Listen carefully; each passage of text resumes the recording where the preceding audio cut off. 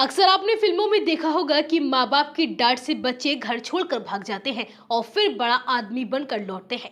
ये तो रही फिल्मों की बात। अब अगर हम आपसे पूछे कि आपने कभी रियल लाइफ में ऐसा होता देखा है तो आपका जवाब ना में ही होगा। लेकिन ऐसा हुआ है मध्य प्रदेश में। यह एक ऐसे परिवार की कहानी सामने आई है जो बहुत कुछ फिल्मी है। यहाँ एक नाबालिग बेटा अपने पिता की पिटाई से परेशान होकर शहर छोड़कर भाग जाता है। सालों तक परिवार उसे तलाश करता है लेकिन वह नहीं मिलता और 6 साल के लंबे अंतराल के बाद वही बेटा मुंबई में बड़ा आदमी बन जाता है। दर दर की ठोकरें खा चुके माता पिता को जब अपना बेटा बड़ा आदमी बनकर मिलता है तो पूरा परिवार गले लगाकर रोने लगता है। दरअसल ये कहानी है ग्वालियर के हजीरा के रहने वाले आशु राजपूत की, जो 6 साल पहले अपना घर छोड़कर भाग गया था। इस कहानी की शुरुआत साल 2018 में हुई जब आशु राजपूत 10वीं क्लास का छात्र हुआ करता था। आशु का मन पढ़ाई में नहीं लगता था और इस वजह से घर में उसे अक्सर डांट के साथ उसकी पिटाई भी हुआ करती थी। आशु के माता पिता उसे ट्यूशन जाने के लिए कहते तो वह पढ़ाई से बचने के तरीके ढूंढा करता था।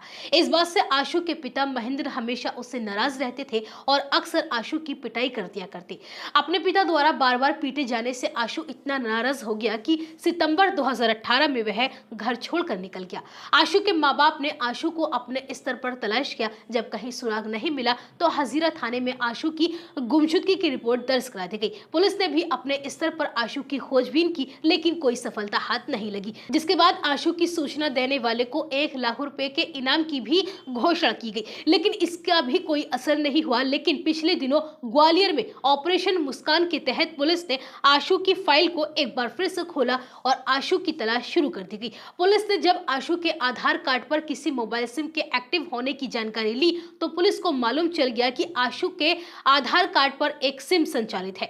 इसी सिम को ट्रेस करते हुए पुलिस मुंबई पहुंची तो हैरान रह गई, क्योंकि पुलिस को यहां आशु मिला तो जरूर, लेकिन इस हालत में मिला कि पुलिस भी अचंभित रह गई। आशु यहां पर एक बहुत बड़ा आदमी बन चुका था। वह हर महीने लाखों रुपए कमा रहा है। पुलिस ने जब आशु से उसके पिछले 6 साल के सफर के बारे में पूछा तो आशु ने बताया कि घर से भागने के बाद वह सीधा कानपुर पहुंचा था। यहां तकरीबन 7 महीने तक उसने एक होटल में काम करके अपना गुजारा किया।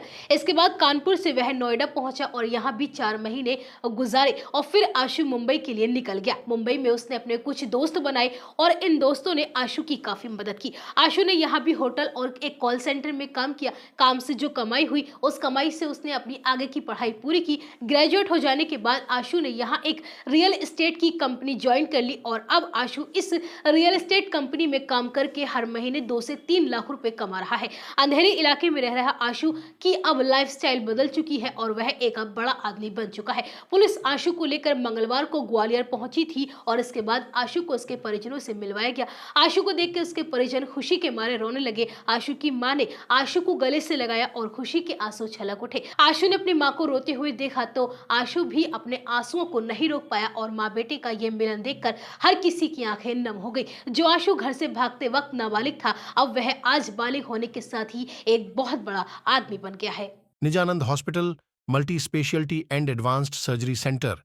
यहां आपको मिलेगी 24 घंटे इमरजेंसी, आईसीयू और एनआईसीयू पैथोलॉजी की सुविधा और सभी प्रकार के ऑपरेशन की सुविधा। साथ ही आयुष्मान कार्ड धारकों के लिए निशुल्क ऑपरेशन एवं इलाज कराने की सुविधा। पता है निकट काला आम चौराहा, छोटे पीर वाली गली, शिवचरण इंटर कॉलेज के सामने, बुलंदशहर,